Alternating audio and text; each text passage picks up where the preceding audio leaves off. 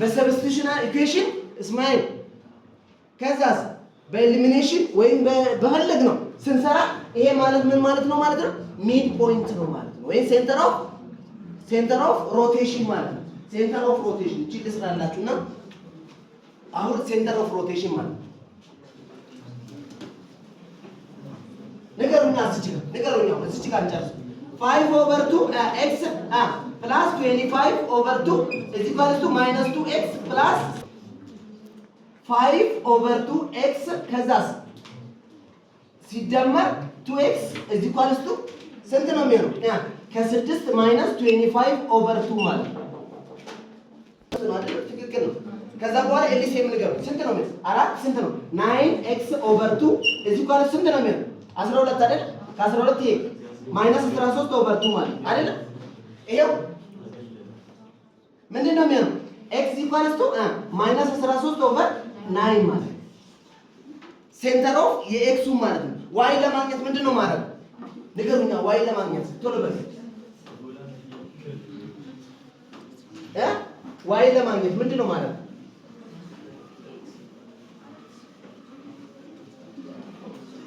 አልገባችሁም እንዴ በቀደም y ለማግኘት ምንድነው ማለት ንገሩኝ አንዱ ውስጥ አይደለም አንዱ ውስጥ ተከተዋል ስለዚህ ምንድነው እሱ y ማይነስ 2 ስንት ነው አገኘቱ ማይነስ 13/2 አይደለም ኦቨር ስንት ኦቨር 9 ከዛ ሲደመር 6 ነው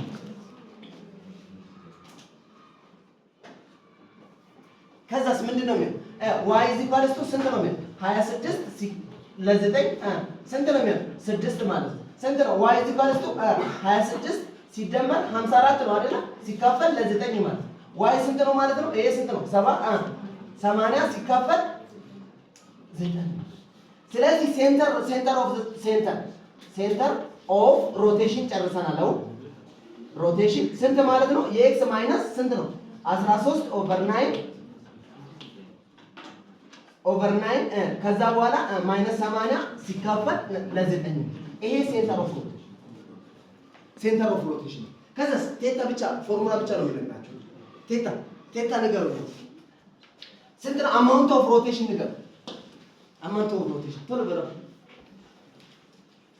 አሬሚያስ እንደዚህ እኮ አይደለም ማለት ቴታ ይኸውላችሁ ቴታ ማለት ሴንተር ቤዝድ ኦን ዘ ሴንተር ከፈለጋችሁ ኤ አፕ ቱ ሴንተር ኤ አፕ ቱ ሲ ፕራይም ከፈለጋችሁ ይሄንን ፖይንት ከፈለጋችሁ እቺን ፖይንት ነው የምትጠቀሙ ስለዚህ ምንድነው እሱ የምታረጉት ይኸውላችሁ ኤ ፕራይም ሴንተር ኦፍ ሴንተር እቺ ሴንተር ነች እሺ ሲ ነች ከዛ በኋላ ዶት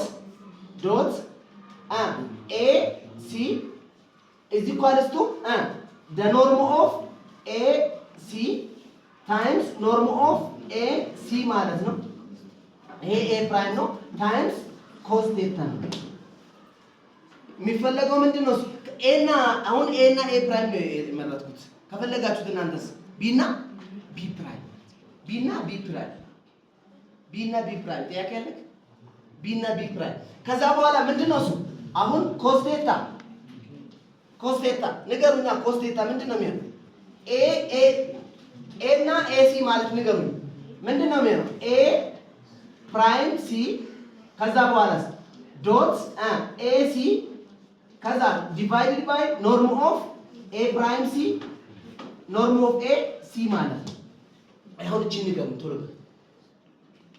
እቺ ንገሩ ከዛ በኋላ ምንድነው እሱ A C ማለት ምን ማለት ነው A C ማለት ይሄኛው ከሲ ሲቀነስ A ፕራይም ማለት ነው ከሲ ሲቀነስ A ፕራይም አድርጋችሁ ከዛ በኋላ ምንድነው የምታረጉት እዚህ ጋር ቴታ እዚህ ኳልስቱ ኮስ ኢንቨርስ ኦፍ ስፔሻል አንግል ነው ማመጣላችሁ እሺ ኮስ ኢንቨርስ ኦፍ ምንድነው የምታረጉት A ፕራይም C ዶት A C ሲካፈል ኖርም ኦፍ A ፕራይም C ከዛ ኖርም ኦፍ A እና C ማለት ነው እቺ ነው ምስል ኢንቨርስ ነው ስፔሻል አንግል ነው ማመጣላችሁ ምናልባት 90 ዲግሪ ሊሆን ይችላል ወይም ደግሞ ምን ሊሆን ይችላል ማለት ነው 45 ዲግሪ 30 ዲግሪ ወይም ደግሞ 65 ዲግሪ ሊሆን ይችላል ማለት ስፔሻል አንግል ስለሆነ በዚህ ነው የምትሰሩት ማለት ነው ከዛ በኋላ ቤዝድ ኦን ዲስ እዚች ጋር ቴታ ኢንኬዝ ለምሳሌ ፓይ ኦቨር 2 ወይም ደግሞ ፓይ ኦቨር 3 ብታገኙ እዚች ጋር ደግሞ ቤዝድ ኦን ዳት ምንድነው የምታገኙት ኢሜጅ ማለት ነው ይሄ ነው የሚማሳስሉት። ሌላው ደግሞ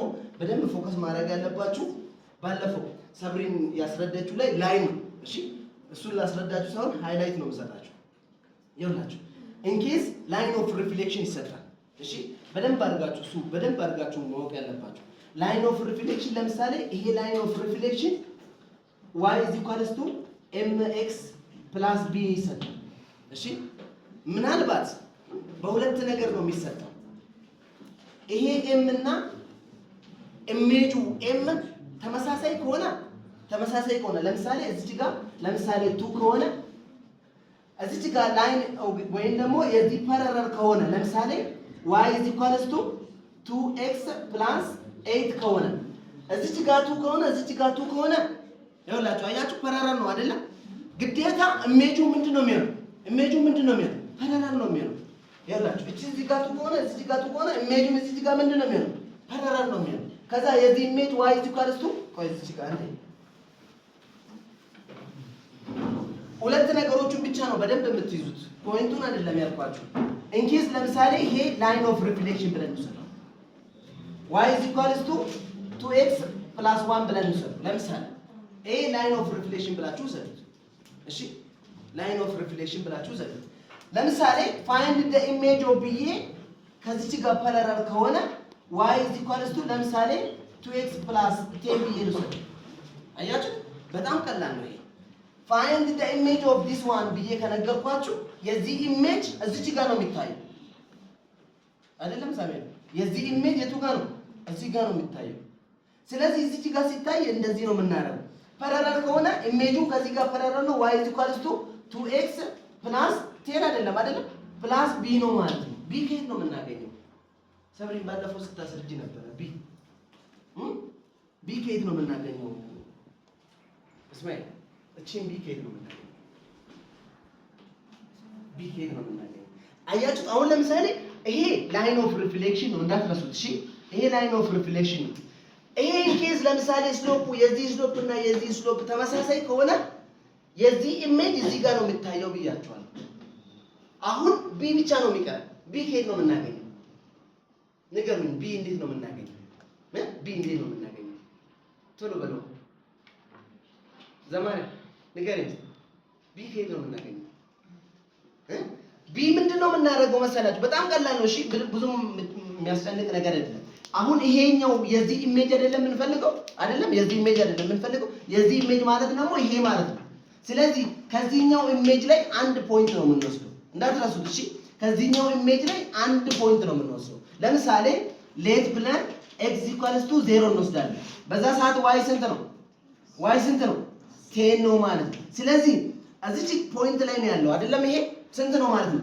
0 እና 10 ማለት ነው። የ0 እና የ10 እዚህ ጋር ነው የሚታየው።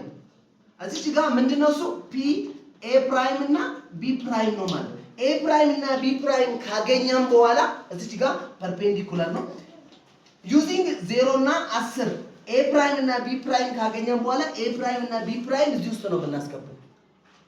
እዚህ ውስጥ ነው የምናስገባው። ለምሳሌ ፐርፔንዲኩላር ነው 0 እና 10 ነው። ይሄንን ወስደን የዚህን ኢሜጅ እዚህ ጋር እንፈልጋለን። ቀላል ነው። የዚህ ኢሜጅ መፈለግ ደግሞ ለእናንተ ቀላል ነው። ባለፈው ነግራችኋለሁ። a እና b' ምንድነው? a' እና b' ከዛ እዚህ ውስጥ እናስገባና ምን እናገኛለን? b እናገኛለን።